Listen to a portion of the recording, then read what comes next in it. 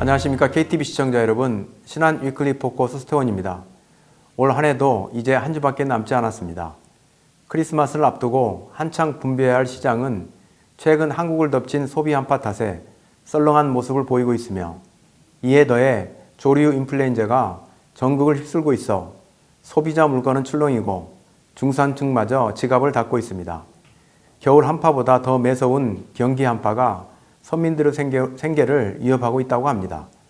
반면 미국은 경기 회복 신호와 함께 트럼프의 재정지출 확대 및 감세와 같은 경제 정책이 경기를 더욱 부양할 것이라는 전망이 힘을 보태고 있습니다.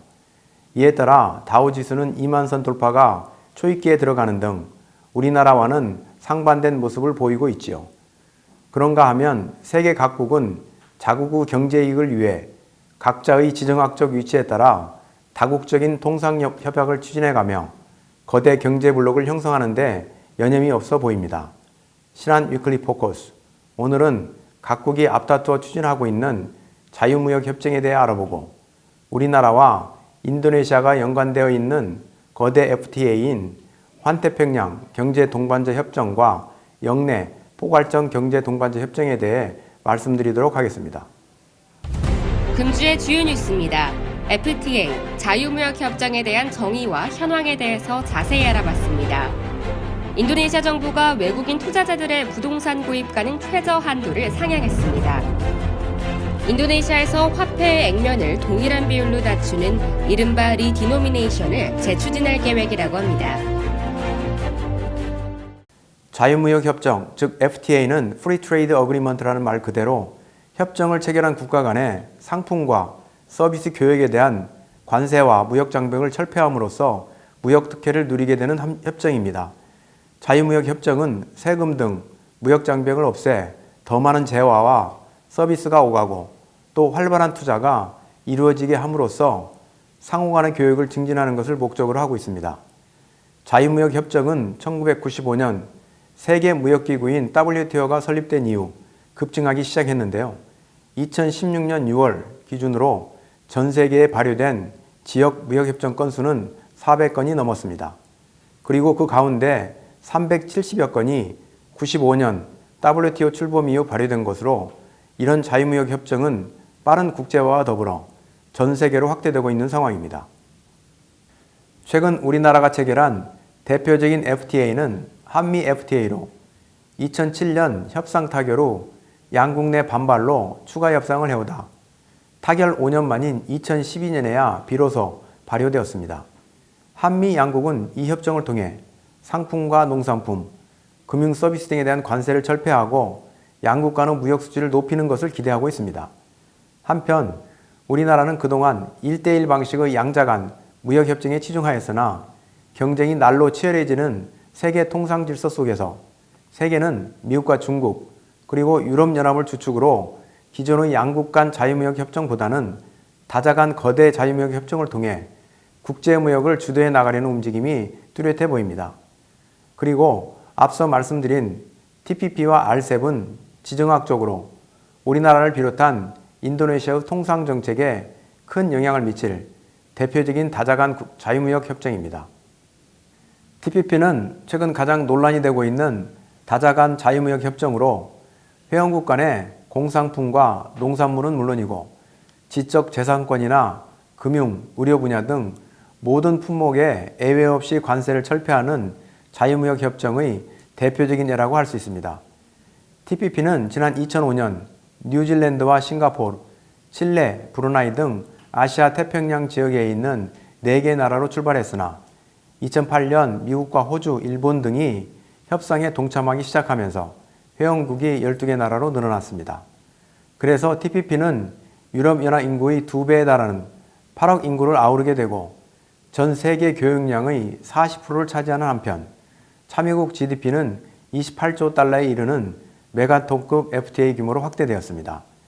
당초 미국의 TPP 동참 및 이후 적극적인 추진 배경은 아시아 태평양 지역의 새로운 경제무역 질서 구축이라는 의도 외에 중국 견제라는 전략에서 비롯된 것이라는 것이 전문가들의 지배적인 의견입니다.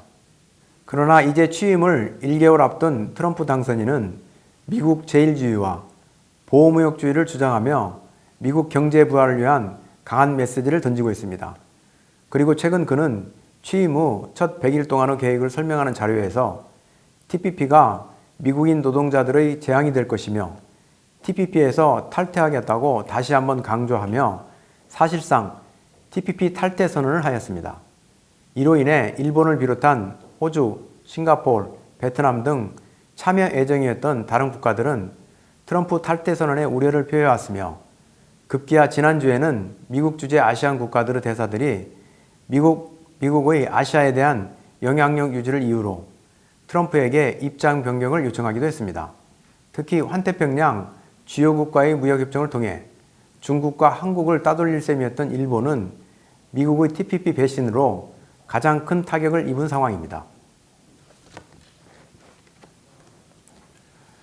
아베 정권은 한국 등 경쟁국에 비해 다소 늦은 FTA 추진을 TPP를 통해 한 번에 만회하겠다는 의도를 가지고 이를 적극적으로 추진해 왔었습니다. 그래서 미국발 TPP 자초 위기에도 불구하고 일본은 이를 포기하지 못하고 국내 비준 절차 완료에 매진하는 등 미국을 제외한 TPP 추진을 시도하고 있습니다. 그러나 TPP 발효는 사실상 힘들어진 것이 사실입니다.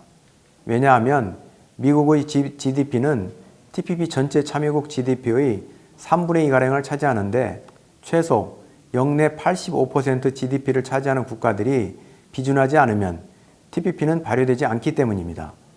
우리나라는 이미 한미 FTA를 통해 미국과의 통상에서 여러 분야에 걸쳐 관세 철폐 수혜를 받고 있으나 일본은 아직 미국과 FTA를 체결하지 않았습니다. 따라서 일본은 TPP를 통해 자국 제품의 가격 경쟁력을 높이고자 하였으나 미국 탈퇴로 그 계획이 물거품이 된 셈이죠.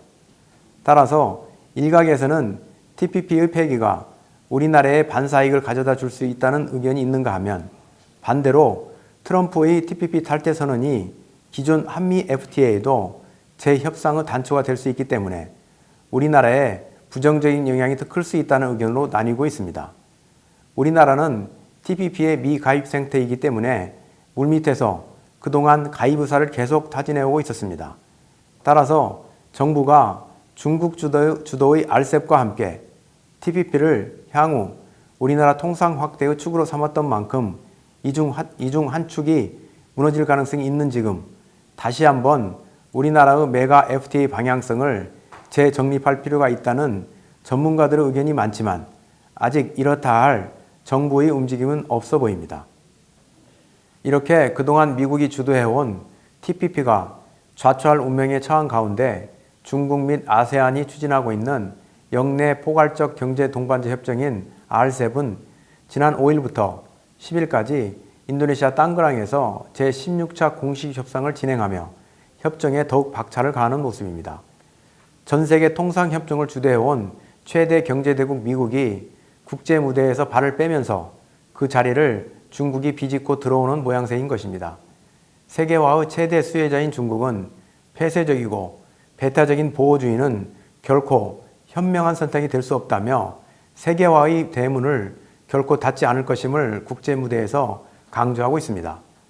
중국은 세계 제2의 경제력을 바탕으로 명실상부한 최강대국으로 도약하려는 야심을 불태우고 있는데요. 특히 중국은 최근 TPP가 자초할 운명이 되자 자국 주도의 국제경제 재편에 상당한 기대를 걸고 있는 모습입니다. 기존 미국이 이끄는 경제무역 질서를 완벽히 대체할 수는 없지만 적어도 국제 무대에서 주도권을 확보하고 자유무역 질서를 유지하는데 그 발언권이 강해질 수 있다는 희망이 있기 때문이겠죠. RCEP은 현재 아시안 10개국과 우리나라, 일본, 인도, 호주, 뉴질랜드 등 16개 나라가 협상에 참여하고 있으며 지난 2012년에 열린 동아시아 정상회의에서 처음 논의된 후 아직까지 협상이 진행 중입니다. 우리나라 또한 최근 TPP에 쓰던 신경을 RCEP에 집중해야 한다는 지적이 나오고 있습니다. RCEP은 GDP 총합이 28조 달러인 TPP보다 규모가 적은 편이지만 세계 GDP의 3분의 1 수준인 22조 6천억 달러에 이르는 거대 경제권을 형성하고 있습니다. 특히 해당 국가들의 인구는 34억 명으로 전 세계 인구의 48%를 차지할 뿐만 아니라 중산층 인구의 성장률이 유럽, 북미, 남미 등에 비해 높기 때문에 향후 그 중요성은 더욱 확대될 전망입니다. 인도네시아 또한 RCEP 협상에서 작지 않은 역할을 담당하고 있습니다. 사실 RCEP은 인도네시아가 아세안 의장국이던 2011년 아세안이 호주, 뉴질랜드, 중국, 인도, 일본과 한국 등의 국가와 맺고 있던 개별 FTA를 통합하자는 취지에서 처음 논의되었습니다.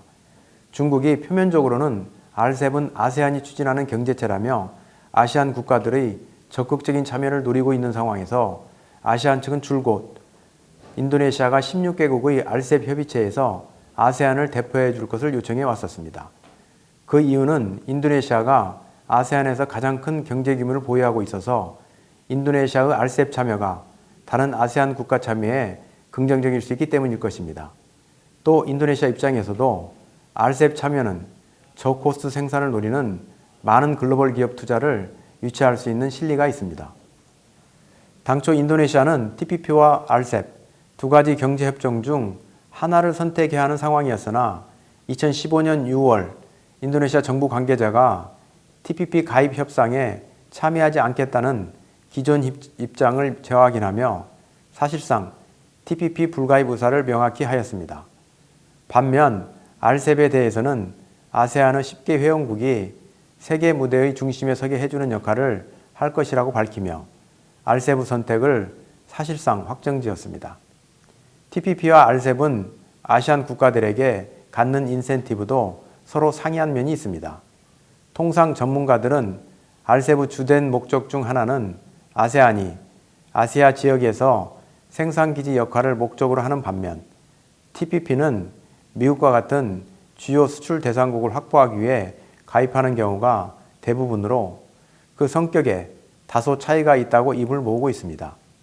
또한 RCEP은 참여 국가들의 경제 발전도가 상이한 것을 인정하며 특정 국가들에 대해서는 일정 기간 특별 조치와 예외 조항을 적용하기 때문에 TPP보다는 더 합리적이라는 의견이 많습니다. 인도네시아 정부 또한 RCEP을 통해 인도 및 중국으로의 농산물 수출이 더욱 늘어날 것을 전망하고 있습니다.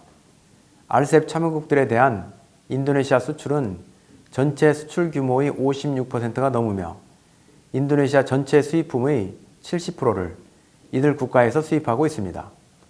한편 해당 국가들의 인도네시아에 대한 투자가 전체 외국인 투자의 50%에 육박하는 등 인도네시아 국제 교역 및 경제에 있어 RCEP 참여국들의 비중은 절대적인 것이 사실입니다. 특히 지난 수년간 인도네시아와 그 관계가 급성장한 중국은 자신들이 추진하고 있는 1대1로 계획과 조코이 대통령의 글로벌 해양강국 구축 계획은 상호 협조가 가능한 부분이 많다고 밝히며 인도네시아의 RCEP 참여를 적극 독려하고 있습니다. 더불어 그동안 중국과 필리핀의 남중국해 분쟁은 RCEP의 가장 큰 걸림돌이었으나 최근 중국과 필리핀의 새로운 밀월 관계를 감안하면 향후 RCEP 협정은 더욱 순풍을 받을 것으로 예상됩니다. 회원국들 간 자유로운 교역을 보장해 수출 물량이 증가하고 이를 통해 경제적 이득과 경제 발전을 도모하자는 것이 자유무역 협정이지만 이에 대한 논란도 만만치 않습니다. 자유무역 협정 반대자들은 외국의 값싼 상품이나 재화, 노동력이 들어오면 자국 산업이 위협을 받을 수 있다고 지적합니다. 특히 개방에 따라 국내 경쟁력이 취약한 분야가 발생할 수 있는데 그 대표적인 분야가 농축수산업 분야와 서비스 분야로 이런 기본적인 자원이 위협을 받는다면 국가 존립 자체가 위태로워질 수 있다는 우려의 목소리도 많습니다. 특히 최근 영국의 브렉시트와 미국의 트럼프 대통령 당선은 전 세계 통상 질서에 신고립주의라는 새로운 바람을 일으키고 있습니다. 바로 신자유주의로부터 자국 노동자들을 보호하겠다는 논리이지요. 그러나 다수 학자들은 실제 노동자들의 일자리를 빼앗는 주범은 자유무역주의가 아니라 기술 발전이라고 주장하고 있습니다. 세계 경제는 보호무역과 자유무역에 대한 논란으로 당분간 혼란을 겪을 수 있을 것 같습니다. 불확실성이 지배하고 있는 시대에 살고 있는 우리에게 어떤 준비가 필요할지 숙고해 봐야 할 것 같습니다. 다음으로 주간 경제 지표를 정리해 드리겠습니다.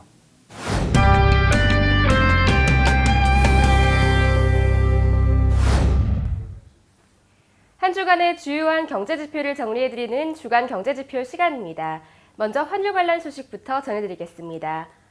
루피아화 환율은 12월 22일 미달러당 13,450루피아로 전주 대비 55루피아 상승 마감했습니다.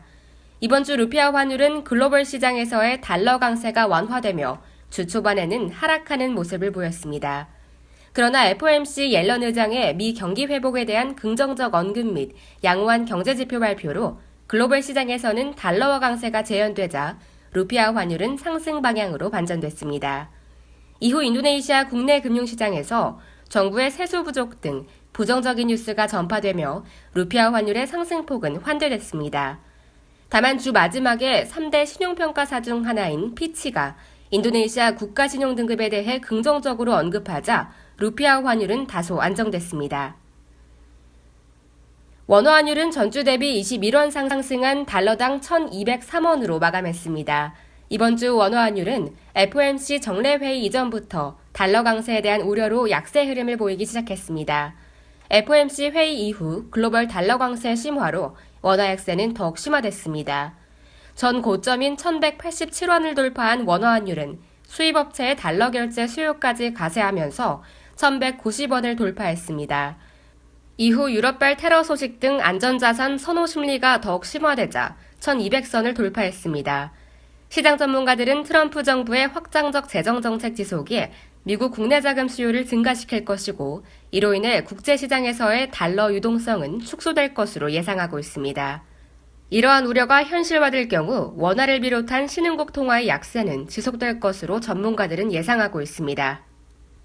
100루피아당 원화는 12월 22일 8.94원으로 전주 대비 0.12원 상승하며 루피아 대비 원화의 상대적 약세를 반영했습니다. 다음은 채권과 주식시장 관련 정보입니다. 인도네시아 통화표시 10년물 국채는 12월 22일 7.86%로 주간 기준 0.05%포인트 상승하며 최근까지 지속되던 약세 흐름을 멈췄습니다. 주 초반 큰 폭의 약세 흐름을 보이며 8%를 넘었던 10년물 국채 금리는 시간이 지남에 따라 차츰 하락 안정화됐습니다. 그러나 금주에 진행된 인도네시아 국채 시장의 안정세는 연말을 앞두고 이 대부분의 채권 투자자들이 이미 투자 활동을 마무리함에 따라 거래량 감소에 따른 현상으로 보입니다. 매수 매도 간의 호가 역시 매우 제한된 범위에서 움직이며 조용한 시장을 연출했습니다. 내년 1월 새로운 국채 시장이 개장되기 전까지 당분간 조용한 모습을 연출할 것으로 예상됩니다. 종합주가 지수는 12월 22일 5,043포인트로 전주 대비 211포인트 하락, 주간 기준 약세 흐름을 이어갔습니다. 주간 평균 거래량은 62억 루피아 수준이었습니다. 금주 주식시장은 주가와 거래량이 동시에 하락하는 전형적인 약세장의 모습을 연출했습니다.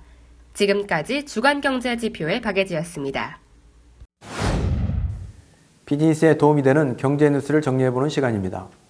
2015년 말 인도네시아에 거주하는 외국인에 한해 인도네시아 부동산 구매가 가능해지는 등 인도네시아 주택에 대한 외국인 투자 규제가 일부 완화되기는 하였지만 외국인은 부동산 개발업자로부터의 신규 아파트만 구입이 가능하며 모기지론 및 해당 주택의 임대가 금지되는 등 아직도 실질적인 제한이 많은 것이 사실입니다. 그 중에서도 부동산 구매 가능 최저 한도는 외국인들이 인도네시아 주택을 구입함에 있어 가장 큰 걸림돌이 된다고 볼 수 있습니다. 예를 들어 자카르타의 경우 아파트는 50억 루피아, 그리고 단독주택은 100억 루피아가 외국인이 구입 가능한 최저 한도입니다. 그리고 최근 인도네시아 정부가 일부 지역에 한해 외국인 투자자들의 인도네시아 부동산 매입 최저 한도를 추가 상향한 것을 두고 해당 업종 전문가들은 현재 다소 높은 수준의 최저 한도 설정과 한도 추가 상향 정책이 인도네시아 로컬 부동산 투자자를 보호할 수 있을 것이라는 전망과 함께 긍정적으로 평가하며 환영의 뜻을 밝혔습니다. 인도네시아 주택개발협회 의장인 에디 가네포는 한 언론과의 인터뷰에서 정부가 외국인 투자자의 투자 가능 최저 한도를 낮게 설정한다면 인도네시아 국민들이 실거주 목적으로 구입할 주택가격의 상승을 부추겨 시장이 교란될 수 있다고 주장하였습니다. 한편 투자 가능 최저 한도는 농림도시계획부의 법규를 통해 상향되었는데요. 이를테면 족자카르타와 발리의 경우 30억 루피아에서 50억 루피아로 최저 한도가 상향 조정되었으며 롬복성 인근의 웨스트 누사 땡가라 및 북부 수마트라는 최저 한도가 기존 20억 루피아에서 30억 루피아로 상향 조정되는 등 인도네시아 전역에 걸쳐 그 한도는 상향되고 있는 추세입니다. 한편 투자 가능 최저 한도가 외국인의 투자 심리를 위축시킬 수 있다는 일각의 우려에 대해 현지 부동산 전문가들은 구매력이 있고 고급 주택 투자를 선호하는 외국인 투자자들의 성향을 고려할 때 투자 가능 최저 한도를 높게 유지하거나 또는 상향하는 것이 외국인들의 인도네시아 부동산 투자 수요를 위축시키지는 않을 것으로 전망하며 해당 정책에 대해 긍정적인 평가를 유지하고 있습니다. 아무쪼록 인도네시아 정책 당국이 균형 있는 정책을 통해 시장 활성화와 더불어 실수요자 보호를 이룰 수 있을지 관심이 주목됩니다. 인도네시아가 루피아의 액면가를 현재의 1000분의 1 수준으로 축소하는 화폐 개혁을 다시 한번 추진할 것으로 보입니다. 현지 언론에 따르면 최근 아구스 인도네시아 중앙은행 총재가 조코이 대통령에게 루피아 액면을 동일한 비율로 낮추는 리디노미네이션 법안 처리를 지지해 줄 것을 요청했다고 합니다. 아구스 총재는 언론 인터뷰에서 현재 루피아 환율 수준이 1달러당 13,000 루피아가 넘는 수준으로 루피아의 액면가가 너무 커 거래나 계산, 회계 처리 등 경제활동에 지장을 주고 있다며 루피아 환율과 경기가 안정세를 보이는 시기에 화폐 개혁을 해야 한다는 의견을 피력했습니다. 2012년 인도네시아는 루피아의 액면 단위를 2022년까지 1000분의 1로 점차 줄여나가는 방안을 추진했습니다. 그러나 2013년 미국 FRB의 양적 완화 축소 가능성 언급으로 인해 환율이 요동치는 바람에 중도 포기한 바 있습니다. 최근 미국 대선 결과와 연준 후 기준금리 인상에도 불구하고 텍스 앰네스티 효과에 힘입어 루피아는 신흥국 화폐 중 비교적 안정적인 흐름을 보이고 있는 만큼 조코이 대통령도 아구스 총재의 요청을 긍정적으로 받아들여 내년도 의회가 관련 법안을 검토하기 바란다고 밝혔으며 만약 법안이 통과될 경우 리디노미네이션은 7년에 걸쳐 점진적으로 추진될 것으로 전망됩니다. 아구스 총재의 바람대로 점진적인 화폐 개혁을 통해 인도네시아 경제 활동에 긍정적인 영향을 미칠 수 있기를 기대해 봅니다.